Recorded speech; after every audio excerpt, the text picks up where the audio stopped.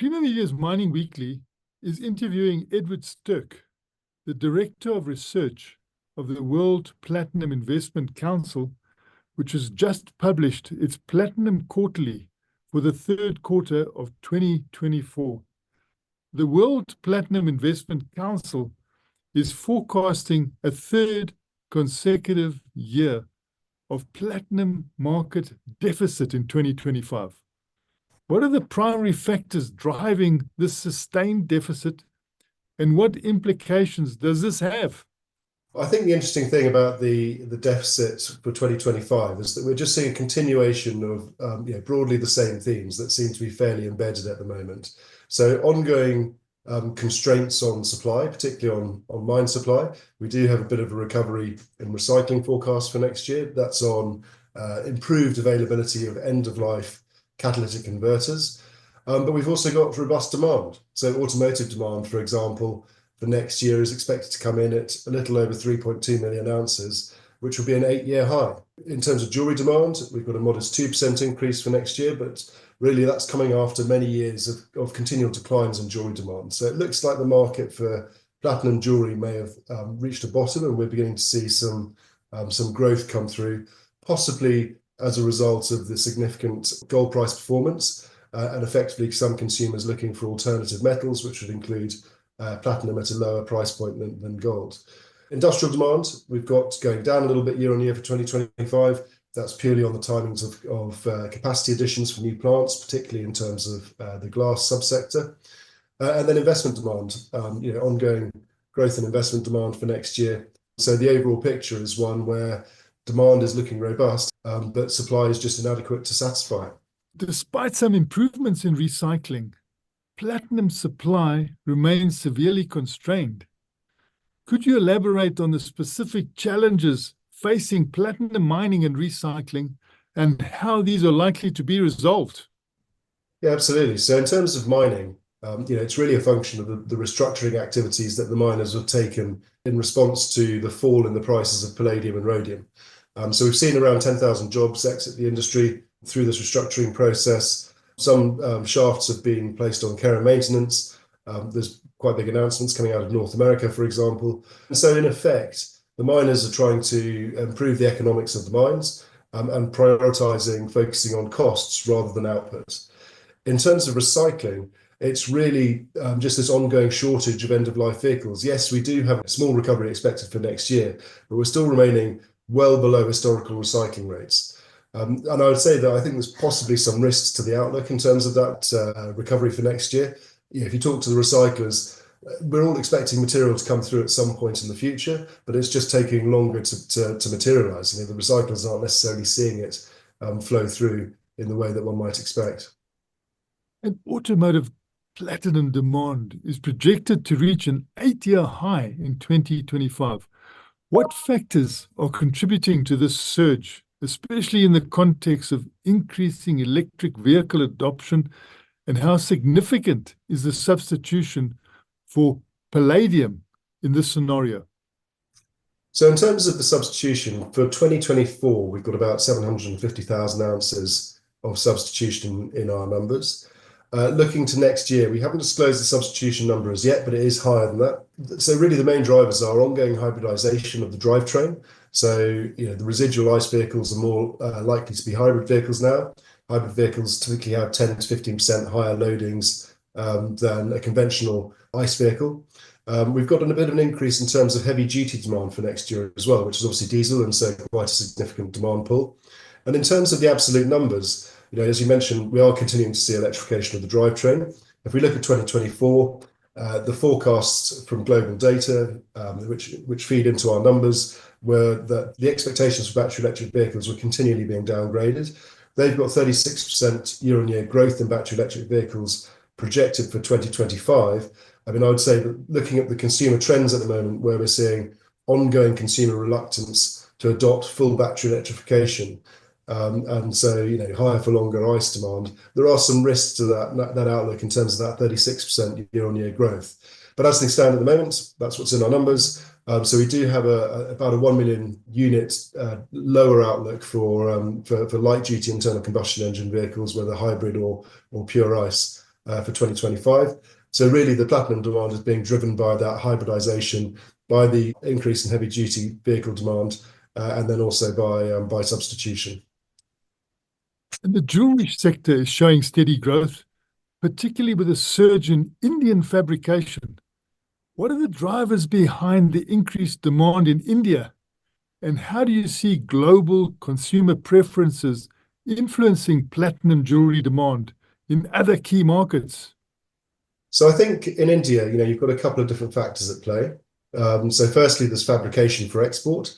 So India's been producing quite a lot of platinum jewelry for export to the Middle East, to the UK and to the US. But in terms of the domestic market, we're just seeing growing interest there. And it's being driven by a couple of factors, one of which is the elevated price of gold. And this is actually a bit more of a kind of global theme, but it's causing some consumers to look for alternative metals at a lower price point, and that would include platinum. But one of the big success stories in India has been that the Platinum Guild International, our sister organisation that promotes platinum jewellery, has been sponsoring Indian cricketers to wear platinum jewellery. And as we all know, cricket is quite a popular sport in India, and that seems to be getting a lot of attention. So a lot of this is male jewellery, just helping to drive that significant year-on-year increase in that geography. In terms of the broader market, and particularly when we're thinking about the bridal sector, which is quite an important area for platinum, white gold has been a major competitor for platinum in terms of the bridal jewellery market for quite a long time. What we're seeing now is at the consumer level, white gold, given the significant increase in the price of gold, even at a much lower purity, because it's typically low in terms of carats, you've got a lot of other things like base metals and so on making up the rest of the alloy. We're seeing price parity now between platinum rings and white gold rings. And so in effect, for the consumer, if you've got if there's no financial difference between white gold and platinum, I mean, I would argue that people are more likely to choose platinum. So that's quite an emergent trend in the jewelry space at present. The other thing is just simply for the fabricators and jewelers, the elevated gold price and the significant increase in the gold price over the last 12 months or so has really had a big impact on their working capital requirements. We've seen a big expansion in their working capital needs. If they can rotate some of their gold stock into alternative metals, including platinum, then obviously that helps liberate working capital and makes that capital available for other activities. So those are the main things that are driving the jewelry market at the moment. Up 2% year on year is the forecast for 2025. It's not a major increase, but certainly after many years of decline in terms of the platinum jewelry market, it's possible we are seeing a bit of a bottom here, and we could be looking at modest growth going forwards.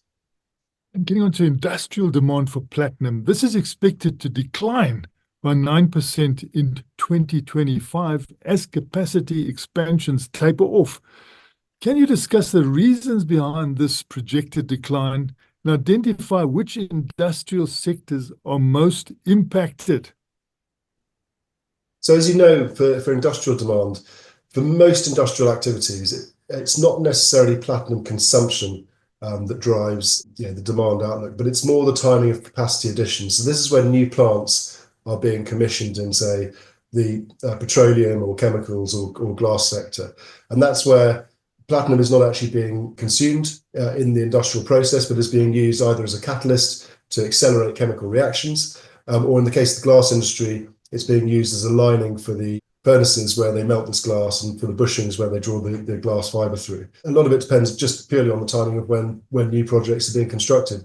It just happens that for next year, much fewer glass facilities are expected to be commissioned.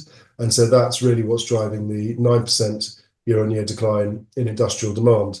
There are some areas that are growing quite significantly within industrial on the other hand. So hydrogen, stationary and other fuel cell applications is growing 38% year-on-year, admittedly off a small base. But effectively, the overall picture is slightly muddied by the glass subsector. And investment demand, this remains net positive, and it's bolstered by Chinese bar demand. There were also new retail initiatives like Costco selling platinum in the US. How significant are these trends, and what is the likely impact of them in the mid to longer term? Well, I think in terms of China, it's just we're seeing ongoing growth in the market. It's a new market, relatively new for platinum investments. It's gone from pretty much zero in 2018 to a projection of well over 200,000 ounces for this year, continuing to grow into next year. And so it's rapidly evolving. And I think it's, to a degree, there's an element of market development, which is largely what we've been working on with our colleagues in China. But also it's partially also gold related. Investors are looking for alternatives to gold as a safe haven to put their money into. There's a lot more product available in China now. So China Gold Coin, for example, has just launched its 1 kilogram platinum bar. And we've got quite a few different platinum bar products on the market now, including things going down to only a gram in size. So, much more accessible to less affluent or younger investors. In terms of Costco, I mean, that's been a fascinating story to watch. The amount of press interest in it has been stratospheric, frankly. So in the US, Costco is, well, it's the third biggest retailer globally, but in the US, it's a very well regarded brand in terms of if Costco is stocking something, because they're very selective about what they stock, then it must be good. And so that has translated into this really significant media interest. It's broadened the awareness of platinum as an investment amongst consumers. What we've seen so far is, as things stand at the moment, because the news around Costco is so new, it's not really baked into our forecasts. But what we are seeing is spillover interest where consumers are going to our other vendors of platinum and buying platinum from them instead of from Costco, largely as a result of the growing awareness around platinum as an investment product. So it's been extremely helpful from that perspective and quite a fascinating process to watch. And green hydrogen development is highlighted as a growing segment for platinum demand.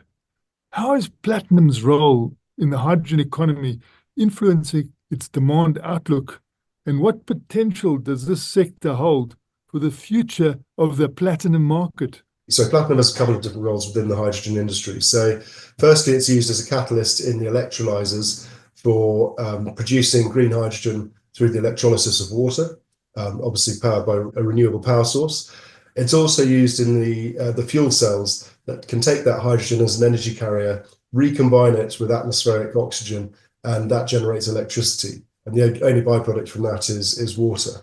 So it kind of fits in at both ends of the hydrogen value chain, if you like. The outlook, I think, is one that is quite attractive. There's been quite a lot of negative headlines around hydrogen recently. Effectively, things have been going more slowly than really people had initially expected. What we are seeing now is that the subsidies available from various governments around the world are beginning to be deployed, and that is translating into projects going through FID and construction starting on these mega electrolyzer projects around the world. I think the key thing for hydrogen is that the infrastructure needs to be in place in order to drive the demand. And so that's what's taken longer to come through than expected, is that infrastructure. The fuel cell manufacturing capacity has been running well ahead of the demand for fuel cells because consumers haven't had confidence that the hydrogen will be available. But we're seeing that begin to solve itself now. As I mentioned earlier, in terms of stationary applications, we're expecting 38% year-on-year growth for 2025. That is admittedly off a fairly low base, but it is beginning to become relatively more meaningful in terms of absolute numbers of ounces that are feeding into that. But longer term, by the time we get out towards 2030, we're expecting demand to grow to around 850,000 ounces a year. So really beginning to become quite meaningful. And heading into the 2030s, later in the decade, we expect hydrogen to be the biggest driver of platinum demand of any of the sectors. And given the diverse applications of platinum, what is the World Platinum Investment Council's forecast for a long-term demand, and what factors could significantly alter these forecasts? So I think in terms of automotive demand, we can't overlook that the drivetrain is going to continue to electrify. It's just the pace of that electrification that is quite difficult to predict. As things stand at the moment, we've seen that ongoing consumer reluctance to adopt full battery electrification is resulting in a slower rate of the growth in battery electric vehicle market share, so higher for longer ICE. I think overall, however, we would expect to see a sort of negative CAGR of around 1.2% in total PGM demand for automotive applications. For jewelry, we've generally got a fairly conservative forecast for that. So our outlook is broadly flat. But like I said, at the moment, we're beginning to see some signs that there could be some upside potential to that. Industrial demand, the different subsectors kind of go up and down, but overall, what we've seen over the last 11 years or so is a pretty consistent 3.5% CAGR, and that's broadly what we'd expect to continue to see. And then in terms of hydrogen demand, as I mentioned, that's beginning to grow quite significantly, albeit off a small base, and in the 2030s is likely to become the biggest sector of all of the others. So more than offsetting the decline in automotive demand.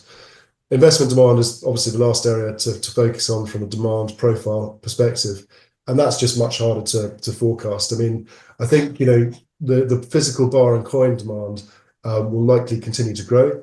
ETF demand, I would expect to begin to reflect the ongoing deficits as investors anticipate that begins to be reflected in platinum market value.